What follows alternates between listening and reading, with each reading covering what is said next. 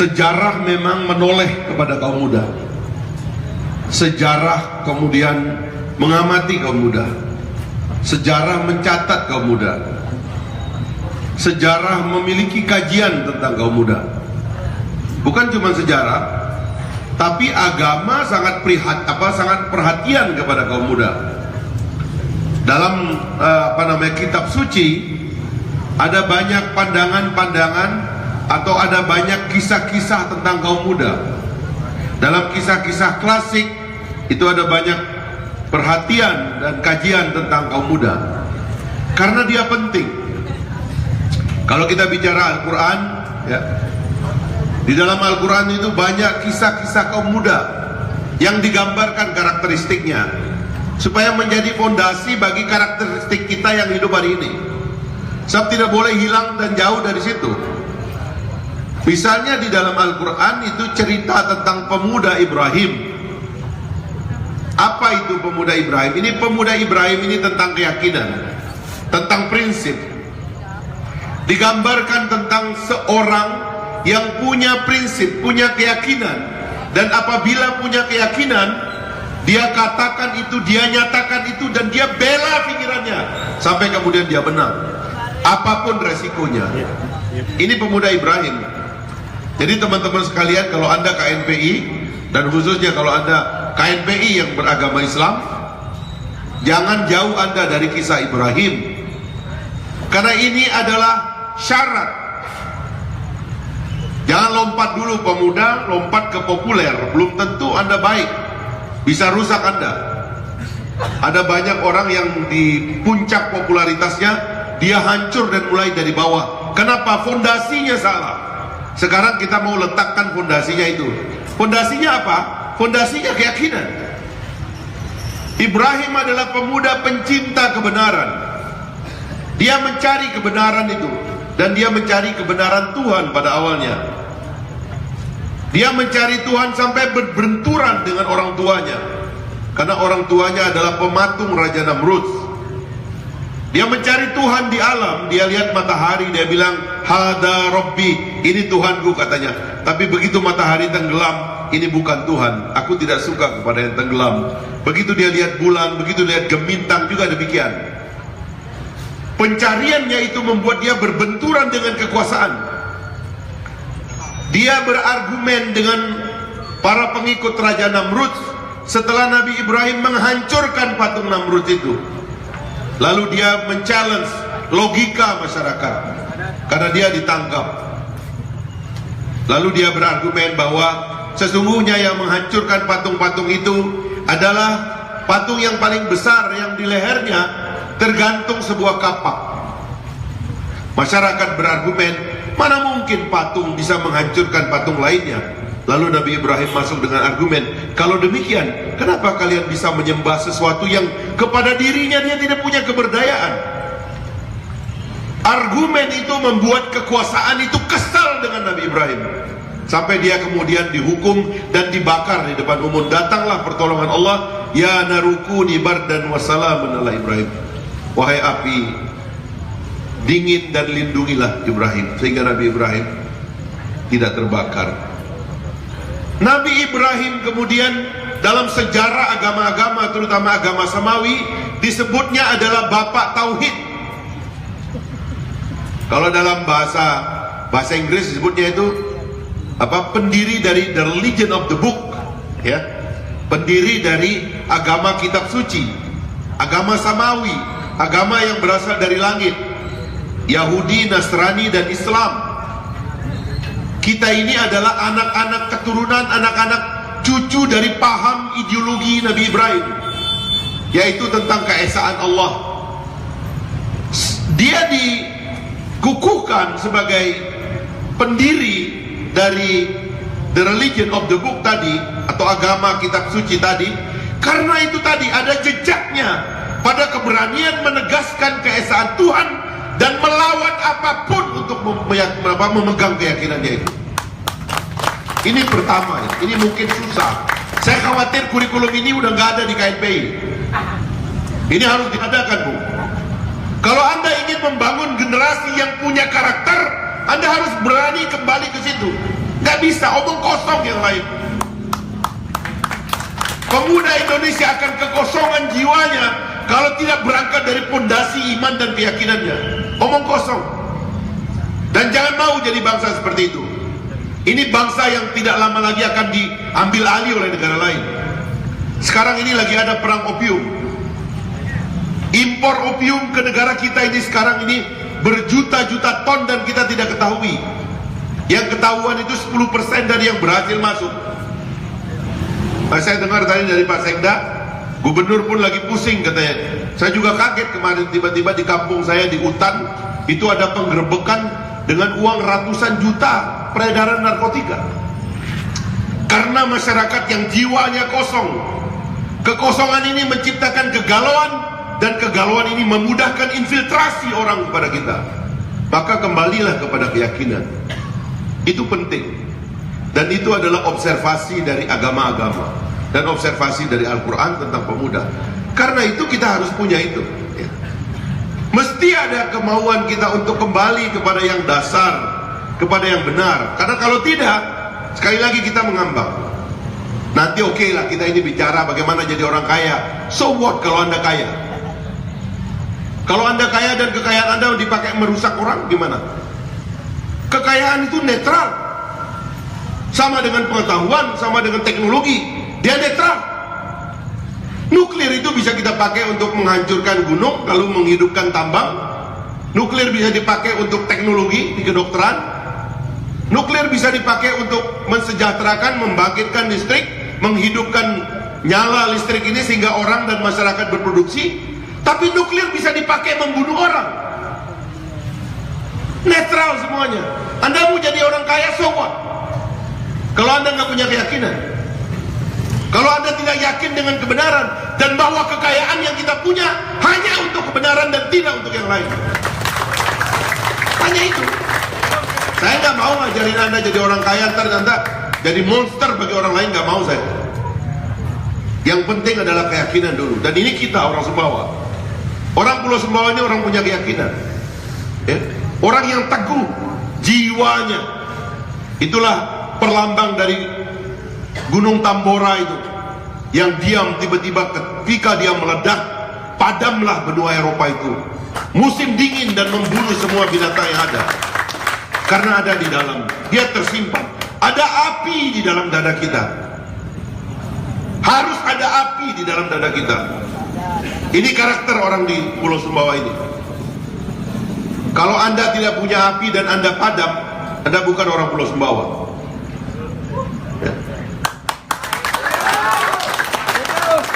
Jadi itu yang pertama. Banyak contoh-contoh lain. Ada pemuda, terutama karena qudwah hasanah kita Nabi Muhammad SAW adalah contoh yang paling ideal tentang bagaimana pemuda itu.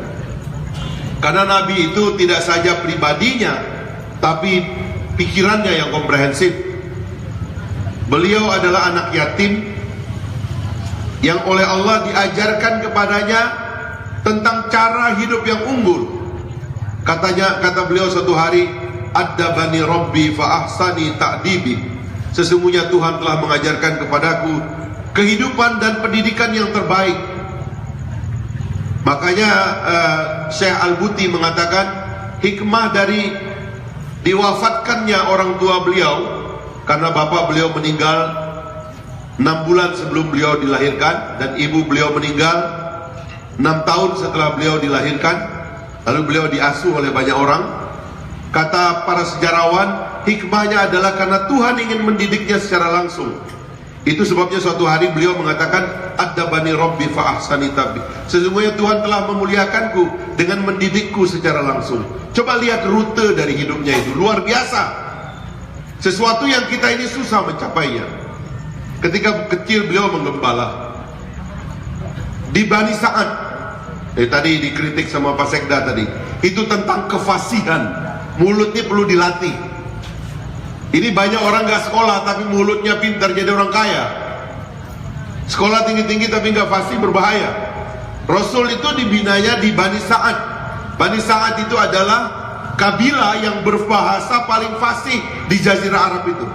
Makanya kalau Nabi berbicara orang terdiam, karena kata-katanya itu mempesona dan memukau. Penting itu, belajar itu. Anak-anak jangan sedikit, diam kamu anak kecil, nggak boleh begitu. Biarin ngoceh. Masa dengar suara anak aja susah? Orang kita mendengar pemimpin yang nggak jelas saja kita kuat kok. Jadi beliau dibina di Bani Sa'ad mengembala domba. Mengembala domba itu leadership, ya.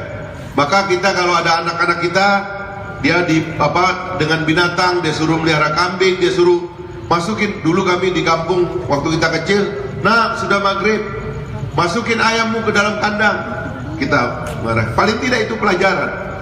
Karena begini ya, tidak ada bahasa logis kepada binatang. Kepada binatang itu bahasa jiwa. Seorang lelaki atau seorang perempuan yang dapat menundukkan binatang sehingga dia teratur dalam perjalanannya adalah orang yang telah melatih bahasa jiwanya. Itu penting. Ada kejadian yang luar biasa di Bani Sa'ad itu. Suatu hari Nabi ditangkap, dadanya dibedah, lalu hatinya dicuci dengan air Zam-Zam. Saya membaca makna dari peristiwa ini karena itu kan tidak masuk di akal kita sekarang. Karena yang melakukan itu malaikat. Istri saya kebetulan dokter bedah, dia juga ahli bedah. Kalau saya tanya itu tidak masuk akal, tapi itu kan malaikat dan ada dalam sejarah, kita terima.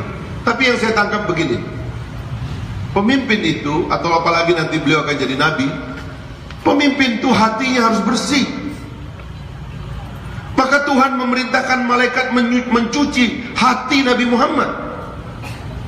Kita ini kalau mau jadi pemimpin, mau jadi pemuda yang dibanggakan masyarakat, hati kita harus bersih, gak boleh kotor. Makanya kalau kita maju jadi pemimpin, perlu tanya juga, saya ini bersih apa tidak hati saya.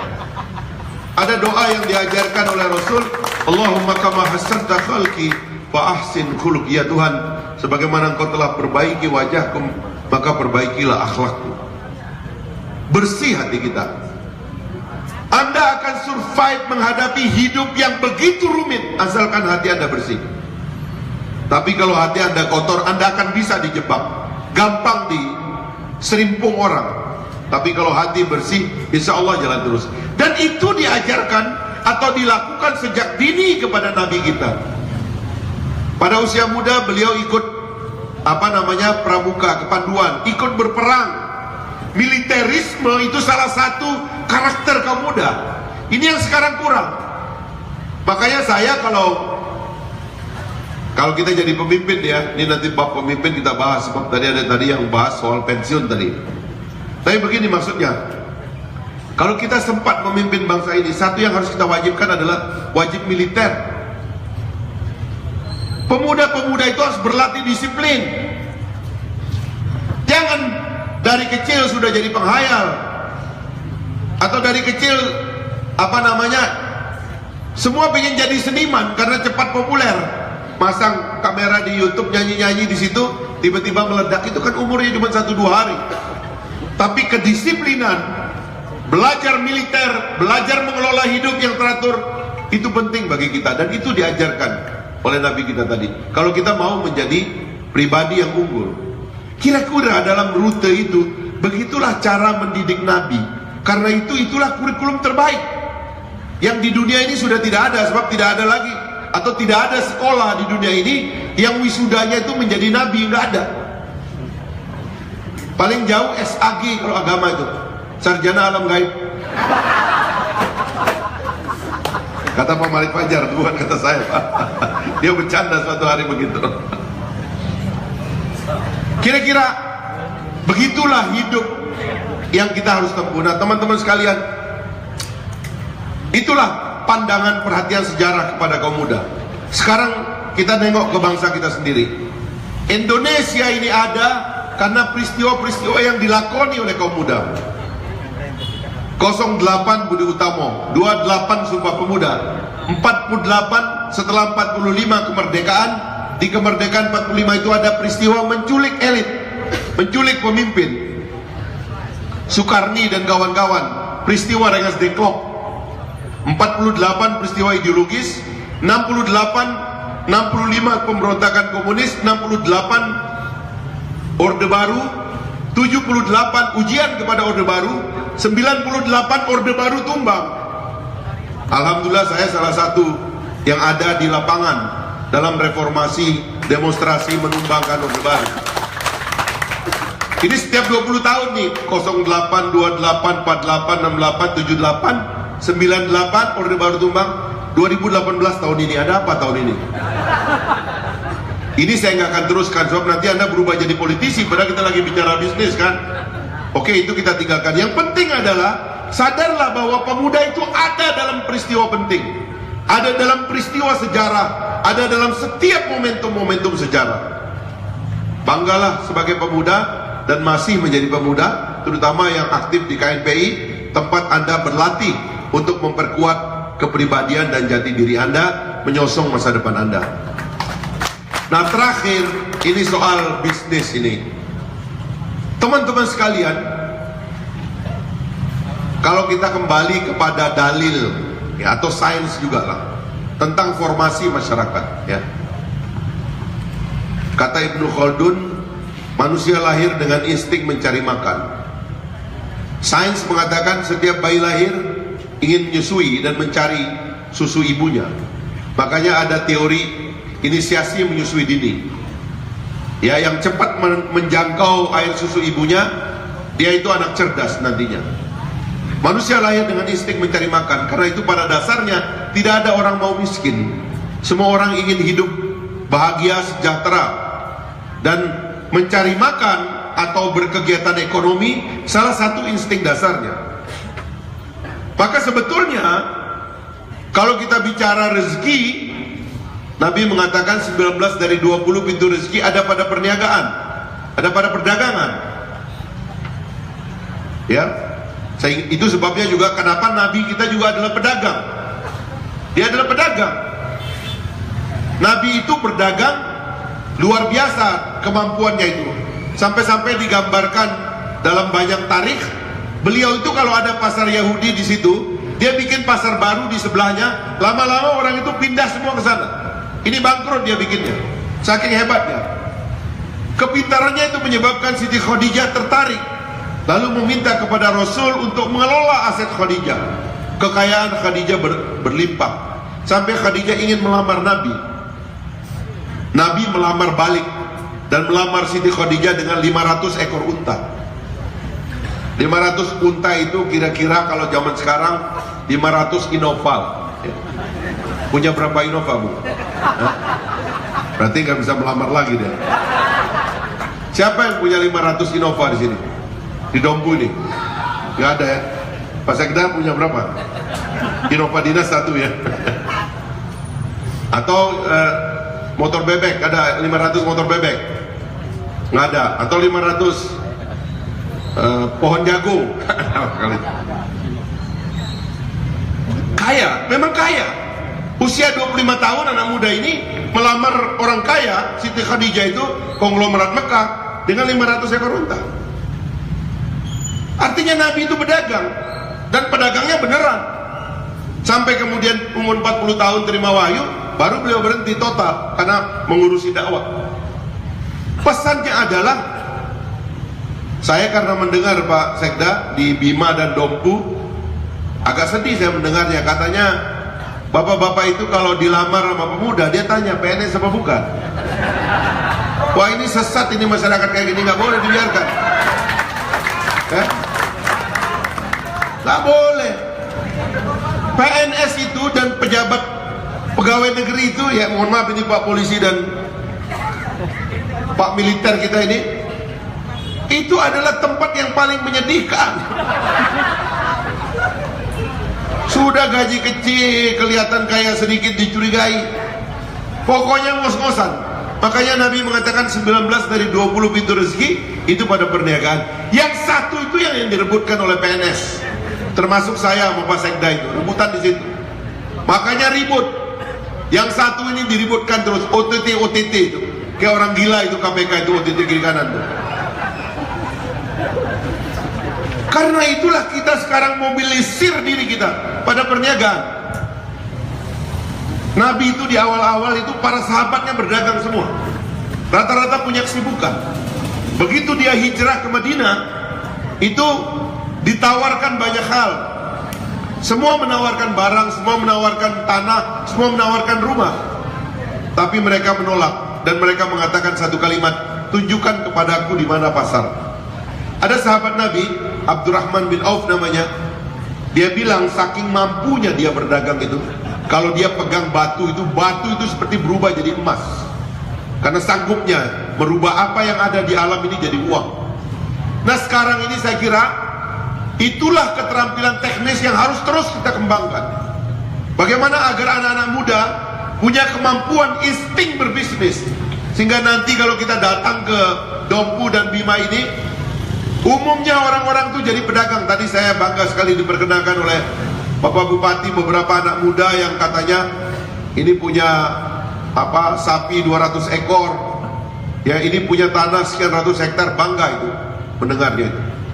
Karena ekspansi dari modal asing juga sedang datang ke negara kita. Kalau kita tidak bersiap dari pedagang, tanah kita nanti dikeruk dan diambil orang, dan kita semua menjadi penonton. Pembangunannya bukan lagi pembangunan Dompu, pembangunan di Dompu. Modalnya modal orang, tempatnya memang di Dompu. Modalnya orang, pabriknya orang, produknya produk orang. Nanti bahkan SDM-nya orang punya itu, datang dari tempat yang kita nggak tahu. Kita cuma nonton dari jauh. Itu tidak boleh terjadi. Karena itu kesiapan kita untuk menjadi pedagang harus betul-betul ideologis. Jadi tugas KNPI ini sebagai penutup, Anda mengideologisasi pemuda Dompu ini supaya semuanya jadi pedagang. Assalamualaikum warahmatullahi wabarakatuh. Waalaikumsalam warahmatullahi wabarakatuh.